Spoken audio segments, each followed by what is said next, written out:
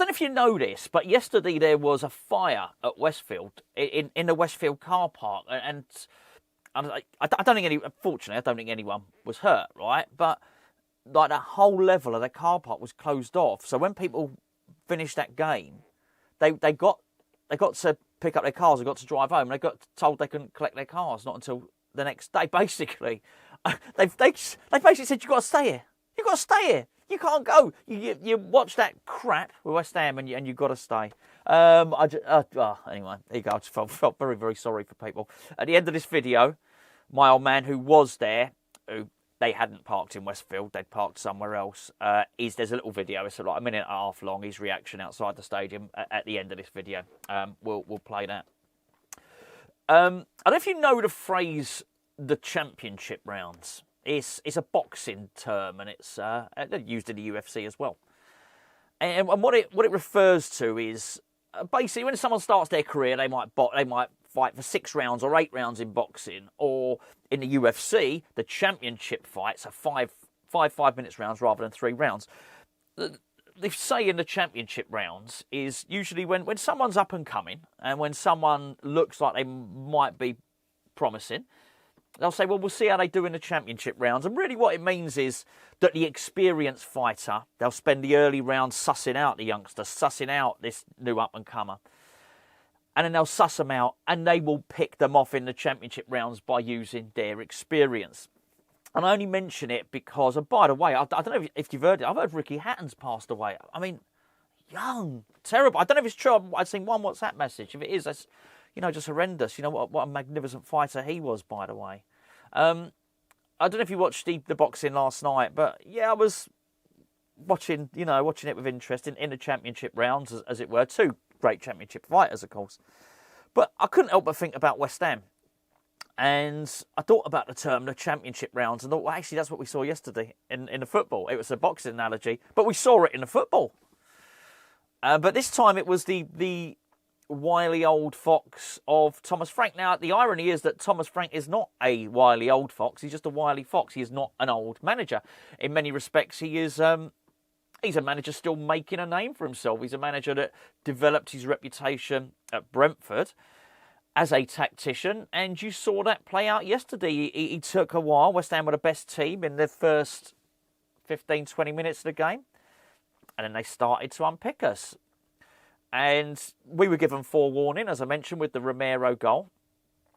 But with every subsequent attack, they just got better at it. They learned. They were learning on the job, and in the end, they absolutely picked us apart. By the way, I'll tell you what's ingrained into my mind. I mentioned it in yesterday's video. My mind can't shift from this. I can't unsee it. It's Kyle Walker-Peters marking Romero continually afterwards, and you're screaming, saying, "Change it, Potter! Change it! Look what's happening!" And there was one point, I don't know whether it was Kilman or Mavropanos, both big blokes with dark hair, but I'm sure one of them was marking Xavi Simons at one point. It couldn't have been because Xavi Simons was taking the corners. But I was looking at him and I think they're not marking the other big blokes. Anyway, we got unpicked. Graham Potter got unpicked and tactically outdone, which leads us to West Ham now, and leads us to the managerial situation. Now, I do believe Potter's out of his depth. I think he's done. If he does make it to Crystal Palace, I think if he loses against Palace, he's gone. Now, make no mistake about it. Just because you have not heard the usual, the manager's got 3 games left, you've not heard the normal ultimatum because the board are keeping Sturm and not staying anything at the moment, doesn't mean it's not happening. They're not. Don't expect them to change every habit of a lifetime. And what I would also say is just because the board are terrible and the board are incompetent doesn't necessarily make Potter any better. They're culpable for appointing him. I had someone say yesterday, well, the board are terrible. It doesn't matter about Potter. Well, it does. They both matter. Potter's very, very important. I couldn't disagree more. But he looks outclassed. I was reminded yesterday by someone in the comments of a game, West Ham against Brighton, David Moyes against Potter. Potter was thinking on his feet, outdid him. Got in at half time, absolutely blitzed us. And someone asked, well, where's that Graham Potter? I don't know. Maybe he had a different member of staff with him who did the tactics. and maybe he doesn't have that member of staff now. I don't know. I mentioned yesterday, I didn't feel like we have a set-piece coach. If we do, he needs sacking yesterday. I mentioned it yesterday. Since then, the stats have come out. We've conceded. It's not just we're crap at defending corners. We've conceded more than anyone else in the Premier League. That's not going to be wholly surprising, right? Because we've conceded the joint most goals in the Premier League. Burnley are above us. They'd have to lose by more than 5 goals today to go below us. That's how bad we are. That is how bad we are. He doesn't know. Potter doesn't know how to fix it tactically. He's clueless, and he looked clueless on the touchline. And that may not be reflective of Potter. Maybe the working conditions that he finds himself in. I certainly, always push back against this. Well, I was going to call it narrative. It's more rhetoric, really. That look at David Moyes now, what he's doing at Everton, and that's what West Ham gave up. No, he didn't. David Moyes was also paralysed. Tactical paralysis on the touchline. You watched, we were, there were times we were 4 or 5 goals down. He would stood there doing nothing by the end of it. He was gone.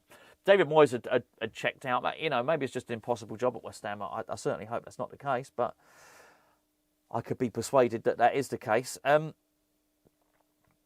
It just didn't look like he had an answer there, Graham Potter. Didn't look like he had any answer at all. So, understandably, his job is under scrutiny.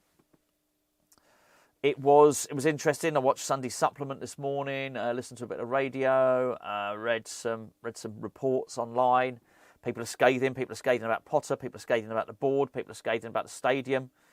And these are generic football reporters, not anyone that's got anything to do with West Ham. Just the national media. People are getting very used to seeing that stadium, like half full, half empty, whatever it was, basically empty seats. People are getting used to that. And people are walking away in their droves. I don't just mean on the day and walking out the stadium to get home, because let's be fair, that's another one of the absolute horrendous things about the stadium is, not just for the reasons I said about Westfield, the lollipop system, the stop and go signs stop you from leaving. It is, Stratford might have excellent transport links, but that's no good at all when they stop you going to the station. They stop you going, literally you are stopped from walking to the station. It's horrendous. But,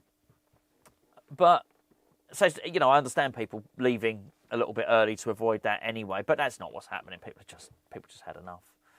Which brings us to José Mourinho, really, and José Mourinho's been heavily linked this morning with the move to West Ham. I was absolutely delighted to hear that there's no truth in it whatsoever. No way, Jose. There you go. That would be the title of the video. No way, Jose. No chance. No chance. Bad. Really, really bad if that was the case. And they're not. There's just no way Jose Mourinho can work with David Sullivan and Karen Brady, particularly Karen Brady, actually. They're both quite feisty, I think. I often criticised West Ham and the West Ham ownership for the chasing of Rafa Benitez. I mean, West Ham were chasing Rafa Benitez 15 years too late. He was gone. That was done. He'd had his time. And I look at that. Well, it doesn't matter because we're not chasing Jose Mourinho. Let me get that. There's enough to criticise the board for. I'm not going to criticise them for chasing someone they're not chasing. The rumour got poo-pooed today. It's not happening. I think that's a really, really good thing. I think Jose Mourinho was good a while ago. Okay, he won the Conference League with Roma, but make no mistake about it, was that 21, 22? Roma didn't appoint him to win the Conference League. Roma appointed him to try and win Serie A, and he was nowhere near. So he just got sacked from Fenerbahce, and he got sacked for a reason. They missed out on the qualifiers to Benfica. They lost. Was playing crap football. The president of Fenerbahce, who's something Koch, I'm not joking, Mr. Koch had said didn't like the style of football.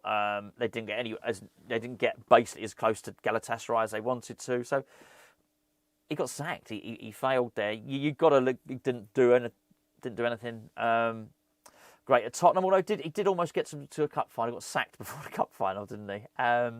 I think they learned from that, which is why they let Ange take the cup final last time. But it's yesterday's business.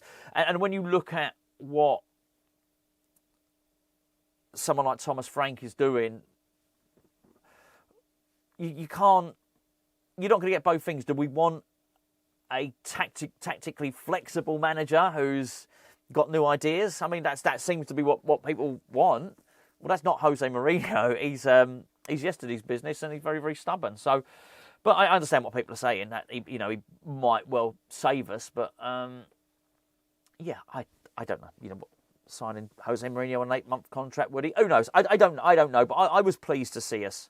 I just can't see that working in any way, shape or form. I can't really see anything recently on his CV that would suggest he'd be able to do the job. I certainly would think it's far more recent reasons to think that Nuno would do a better job in the Premier League right now than José Mourinho. Anyway, there you go. Just my thoughts on it. I think he's in trouble. I think he's bang in trouble. I think he'll be thrown under the bus by the board because the board are also in trouble.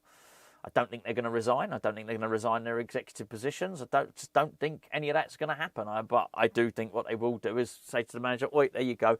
We're gonna chuck you under the bus." Potter was very positive yesterday.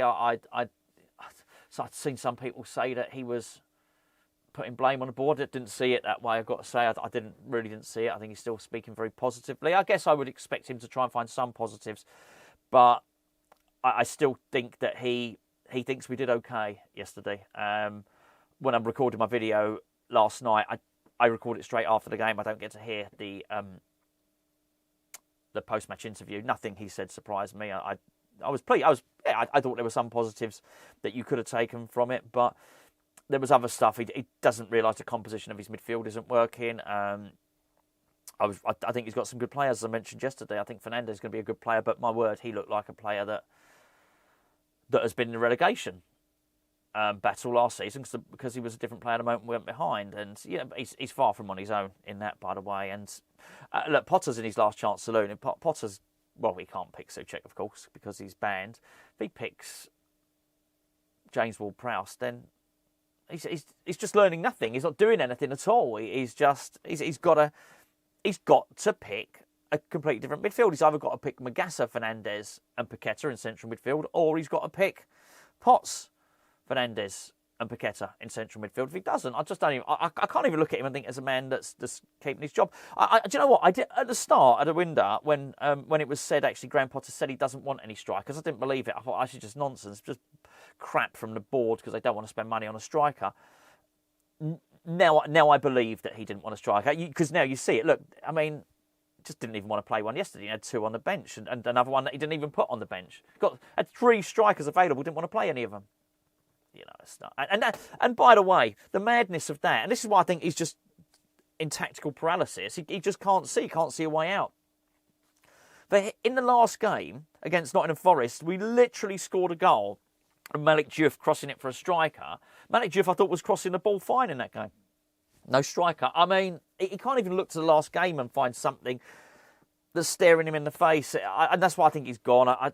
Has he checked out? No, I still think he believes that he could do it. But there's a difference in belief and ability, right? I think Potter has got the belief that he can do it. I just don't think he's got the ability to do it. He needs to be changing. It needs to happen soon.